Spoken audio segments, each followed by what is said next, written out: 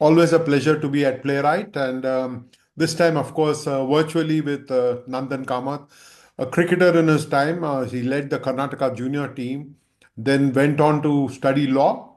Uh, did not give up playing cricket. He played for his law school, helped them win matches, and then, of course, a Rhodes Scholar as well.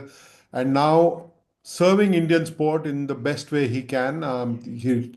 He's pioneered the Sport and Accelerator Society and of course the Go Sports Foundation, the Boundary Lab, and it is easily the best book in my reckoning in 2024. When we talk about boundary and sports books, a couple of them come to mind. One, of course, is the legendary Beyond the Boundary by CLR James, perhaps the most seminal book on cricket ever written, Cricket and Society. Then I remember reading the Boundary book, which was published by MCC. A lot of collection of articles and even poems and caricatures. Two editions. They've been remarkable. I think yours is a very proud addition to that little collection of mine, which speaks specifically of the boundary in the title. So thank you so much, Nandan, for being here today and for sharing your time. No, thank you so much, sir, for your kind words. Lovely to be at PlayWrite. Would have loved to be there in person, but certain contingencies didn't permit that. Hope to make it to the next edition for sure. But we are here in 2025 now, and we are looking at your amazing book that came out last year, Nandan. And we're talking about how sports and storytelling meet at an intersection. Typically, of course, sport is about emotion. Your book it carries a lifetime of emotion, even though it is not about one moment. It's about emotion. Just take us through the process of how you conceived writing this book, The Boundary Lab, and how much you enjoyed putting it together. Yes, no, I think you're absolutely spot on. It was a little bit of an emotional book. It's actually a collection of a lot of the different things I've thought about. You know, when you work in Indian sport, so many reflections, so many wonderful experiences, you meet different people, different opinions, and that is the melting pot that is sport. And really, the opportunity was to start collecting thoughts and to organize them in a way that through my lens. And while my early lens was as a sports person, the latter half of my journey has been the lens of being a lawyer. So just understanding systems, regulation, the way we human societies are organized, how we behave, and the various stimuli that we actually respond to. So in many ways, it was to a little bit of understanding the journey that I'd been through as a sports person, as a professional, having interacted with what I would call a system, an ecosystem of sport, and just driven by my natural curiosity to understand why things work the way they do and the interrelationship between different aspects of a system. And for me, the relationship between law, sport, commerce, and in some sense, the morals by which we live our society are very fascinating sort of interrelationship. So in many ways, that drove the book. I would say internal curiosity about sport, my own life, the journey that I had traversed, so to try and make some sense of that. But in some ways, also to all of the thoughts I'd been through to organize them in a manner where I think future professionals have a new starting point to think about sport and to not make the same mistakes I'd made. We'll not talk about the mistakes, we'll talk about the learnings. This is the era of reels and shorts, right? Not of the long form of writing. How did you escape the temptation of not doing reels and shorts and doing this long form writing and leaving something for posterity? I know everybody does podcasts, but to see a book like this, it becomes a very good referral point, not only for future students, but also for present administrators, present athletes, contemporary journalists. I think it addresses the whole gamut of the Indian sports ecosystem. How did you escape the temptation of not of wanting to do shorts and reels or YouTube videos and then writing this book? No, it's a great question because I think we are bombarded with that question of the question of popularity and just sort of judging your own work by how many people read it or how people respond at scale. But this was a slightly different book, and I think the book writing process for me was really about two parts. One was about expression, and the other one was about communication. And when I was writing the book, I had a wonderful editor, Karthik Venkatesh at Penguin, who just told me focus on the expression. Other people have helped me along the way, and really that confidence that I had a voice to speak and to separate the two parts of just allowing that voice to speak first and then going through the filtering process of whether that made sense to, in some sense, amend or change. And to be honest, that this book was written 3 or 4 times over, so the end product is certainly a more readable book than the one I first worked on, and that's thanks to many people who helped me along the way. But it is still not like a page turning read. It is I would say, a deep and contemplative work, deliberately so. It may not have a massive readership, but the hope is to, in some sense, have an influential sort of readership where people are thinking about the work that they do and thinking about perhaps differently. The standard I set for myself, and it's a pretty high standard, is that if someone within the field finds something new in each chapter, I would have succeeded. So in some ways, I went for depth and quality and perhaps slightly more insight, much less to appeal to a wide audience. It was a difficult call to make because you need the support of your publisher, you need the support of an editor, that this doesn't become some marginal book kept as a textbook and then referred to 20 years later. To find that balance between interest and readability, not an easy one. I'm not sure I got all the way, but I do think it was a fair attempt to be able to express a voice which is, I would say, a slightly more academic, professional mix voice. So a practitioner academic voice. Nandan, they say that those who try succeed, those who do not try are doomed for failure. You've tried very hard, and I think you've succeeded to a great extent in telling those stories of Indian sport in a nice manner. For example, some of the most difficult subjects to handle are gender related issues in the world of sport, and India has seen a fair share of it itself. Then there is doping, for example, and there is match fixing or even betting. So these are not easy subjects to deal with, and you've dealt with it with a finesse, just like a good storyteller would. Just talk to me a little bit about how you chose to tell these stories with anecdotes rather than stick to what people perceive lawyers to be doing as writing a long form note with notations and all of that. How did you manage all of this to keep it as a story rather than as something really serious? These are serious subject that we are talking about, Nandan, but you managed to hook everybody in. Anybody who read the book is able to go through from chapter to chapter. It doesn't have to be you don't have to read it from cover to cover, but it's very comfortable reading. You can pick up any chapter you want and read that. How did you conceive this, and how did you manage to keep it with in true storytelling form rather than write a series of essays? No, it's actually it wasn't easy, sir, to get that done and to have, in some sense, a golden thread that ran through the book. So in many ways, I spent a lot of time trying to understand what is it that I'm trying to say. Now, the stories and the topics come through in slightly different ways, but did I have a central theme and question? Was the question I wanted to ask, and actually, it came very late in the process. In fact, at the time of trying to find a title. Now, the title is a very atypical title. Not too many people were too thrilled with it, but it made sense to me because that was the golden thread and the boundary lab of just recognizing what I believe the role sport plays in our society in a very unrecognized way. That we actually play around a lot with this interrelationship between law, morals, markets. A lot of things are moving. And in many ways, sport, I believe, is at the front end, just like a laboratory.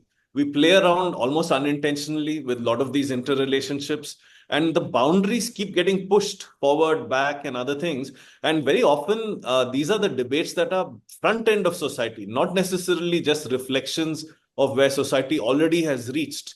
So in many ways, I see sport as very upstream of a lot of the main issues of our time, a very dynamic space where commerce, commercialization, professionalization, even what we see as medicalization and technologization of sport occurs. And when these changes are occurring, I think sport plays that very front-ending role. So in many ways, once I had that theme, the chapters in some sense were organization of different ways of looking at that theme. from different angles. It could be the commerce of sport. It could be the way events are structured and organized by category. It could be the intellectual property aspects of sport. So then it's almost like this onion got unpeeled in and of itself. I didn't take the route of looking at the significant cases in the Supreme Court, which a lawyer could do, but looked at sort of relatable issues that many people would have actually encountered these issues, but may not have looked at it from the different angles. So I wanted to bring something new to the familiar, and that is actually allegorically what sport also allows us to do, because the experiences, all of the things that we talk about, all relating to either spectators or participants, but the angles to them all are new. So in some sense, a relatable situation, but new angles to it was the approach I took, sir, for storytelling. There would have been hundreds of stories that you would not have included in the book. Nandan, in the process of writing, you would have removed a few. You would have added some as the book was progressing. You would have tried to make it more contemporary. Is there some story that you wished you had included in the published form of the book, and that maybe you sometimes think that maybe I could have included a story like this? Is there something specific that comes to your mind as we are talking? No, I think one of the themes that is left out, I don't know if it's intentionally or unintentionally, is the politicization of sport.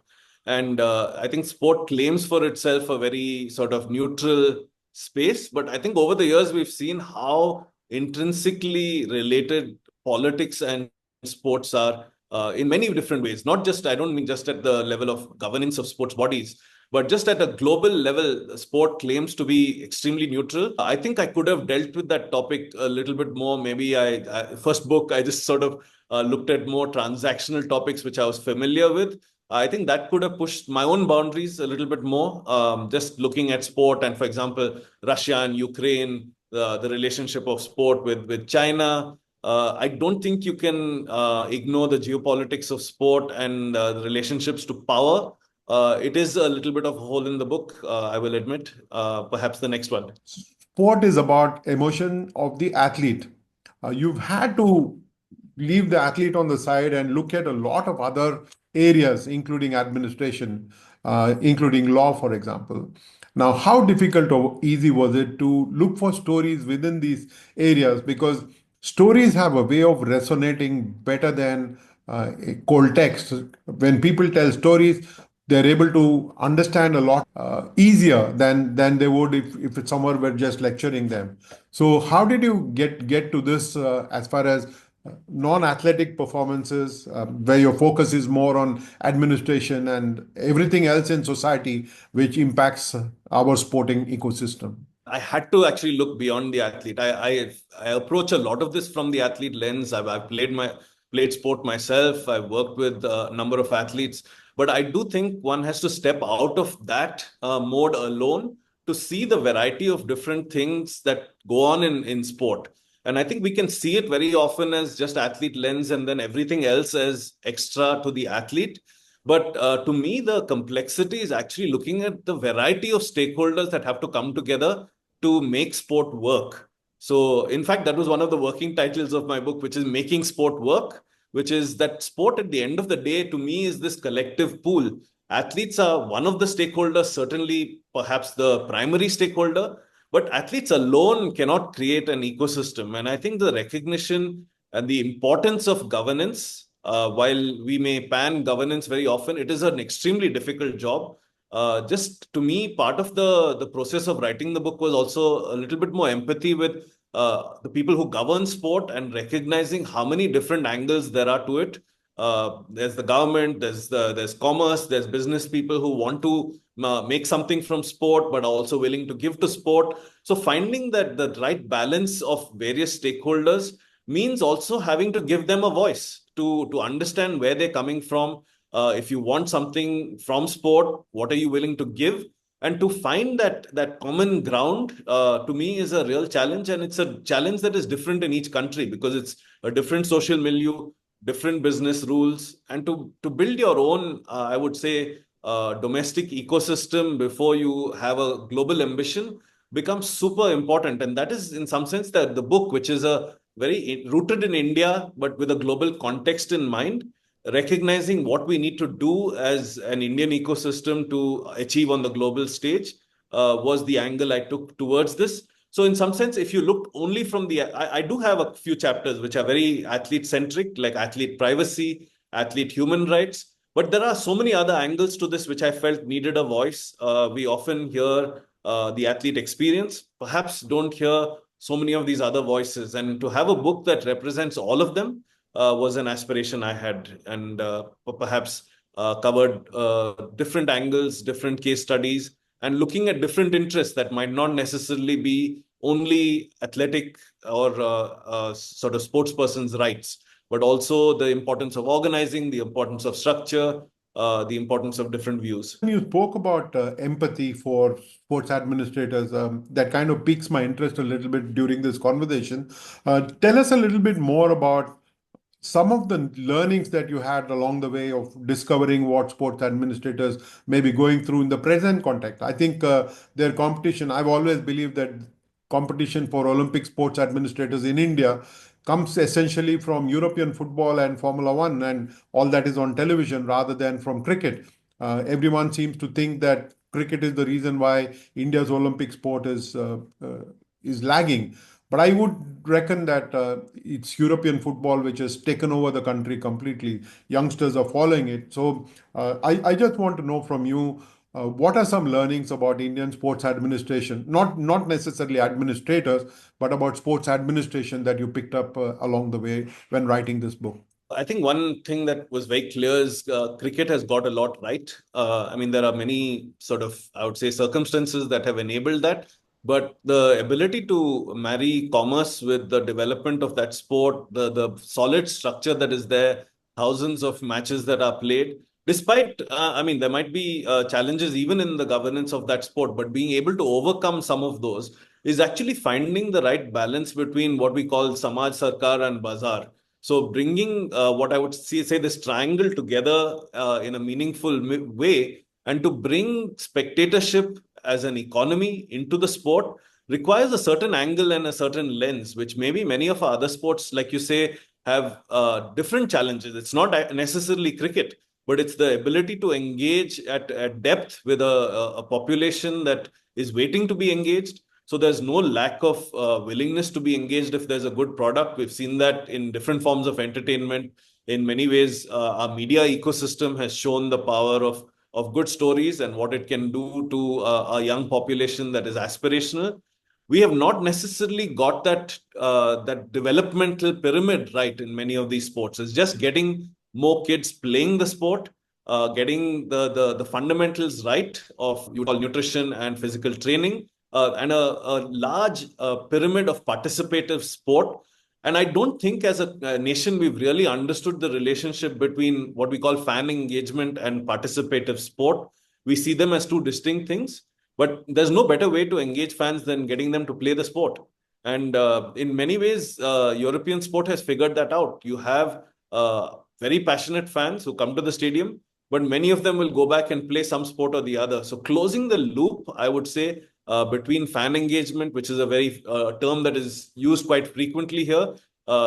It's not seen as anything much more than spectatorship, but completing the loop on fan engagement and understanding how important it is that more of India plays, is given access to play, an opportunity to play sport. It is such an intrinsic part of followership, is actually experiencing sport yourself. And cricket gets that right. I mean, we play cricket in some form or the other, tennis ball cricket, gully cricket, or even serious cricket. The number of people playing every day is significant. So you engage with the sport very differently when you experience it yourself. And I think that is the one central learning of how do we unlock at the bottom, but how do we use our local communities, open them up? How do we use our educational institutions, open those up? Because that's where our young people are residing. And at the same time, sort of understanding the commerce of sport, what are the drivers, and how do we move from the significant talent gaps that are there between our sports teams and many of the others? And the thing that I constantly look at, yes, we have athletes, we have anecdotal individual athletes who have made it through, but a system evolves when we can succeed consistently at team sports. And the last Olympics, the only team sport meaningful team sport we had was the men's hockey team, which went ahead and medaled. but we are not even contenders in so many of the team sports. That suggests the lack of systematic approach to participative sport. Also, Nandan, over a period of time, you would have seen the evolution of the Indian athlete. And I'm not just talking about cricketers here, I'm talking about every other athlete who plays sport in this country. They were seen as entertainers at one point of time. Then some of them became activists as well. And I'm not talking about the political activism, I'm talking about social activism that some of them undertake in transforming. Anil Kumble, for example, doing some work around the tigers. Rahul Dravid doing some work around education, Sachin Tendulkar doing something similar. Now, when you've seen them, one as entertainers, athletes entertainers, then as activists, and now many of them are turning into entrepreneurs as well. Does this leave us storytellers, professional storytellers, does it leave us with a bigger challenge than ever before of being able to find space in that intersection between sport and storytelling? Because athletes themselves are storytellers now. Look at what Ashwin has done with his Kuti Stories YouTube channel, and he's now branched out into Hindi as well. So where does it leave to professional storytellers? Are we going to be looking at stories like you have found of going beyond the boundary and looking at a variety of substance that people can relate to and understand where Indian sport is heading? Where do you see us at presently being challenged, Nandan? No, this is a fascinating question because that's something I ask myself now. The stories we tell about ourselves, I think we actually position ourselves as heroes to the world outside, and we're not always heroes, right? And I think that is the space that others are going to occupy. I think we are not the best storytellers of our own stories because in our minds we have a particular view of our lives. And I do feel there's always going to be room for neutral storytelling or other perspectives of storytelling. So I mean, if you collected a bunch of tweets of a great athlete, I mean, there would be a collection of commercial speech and the greatness of all the celebrations. It's an incomplete story. So I do think there's vast open spaces in fact created by this direct storytelling. That storytelling of by experts, by people who are observers, keen observers, and in many ways just sort of listening rather than speaking and engaging. There's going to be a new type of storytelling that comes, and I think the long form narrative has been very successful because of the depth and because of the different angles that have come through. Maybe the sort of the breaking story, the short form, this is what happened and this is this angle. Maybe that some of this is worthy of not being news any longer. But I do think the deep connection between sport and society, I don't think athletes personally are the best to tell that story, and nor are entrepreneurs for that matter. But I do think we're going to see lots of changes in the expectations we have of our athletes. I think we, for a long time, have been, I would say, eulogizing all of the pursuits of the mind. But if you see the last decade or so, the amount of celebrity worship of people who are using their bodies for work, it's a significant shift in our society. And I think, as I would say, there's been a heavy emphasis in other countries on technology leaders being leaders of society. I think we're going to see a lot of sort of shift here with people's physical labor, physical work, which includes sport, front-ending a lot because we have a very, very different society, many of whom use their bodies in everyday work. I think AI will take away a lot of the glamour of mental labor. And there will be new stories to tell of how maybe sport, masculinity, the use of your body, how women fit into this.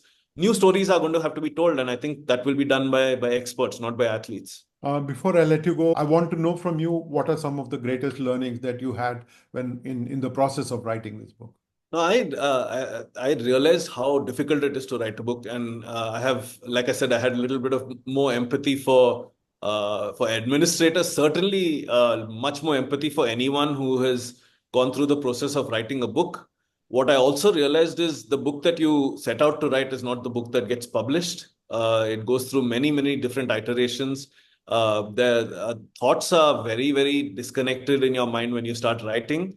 And actually, you don't even understand your own thoughts till you write them down. And that was a fascinating process to understand, is that committing your ideas to sentences and words is the process of thinking in and of itself. And I thought I had a lot of clarity before I started the book.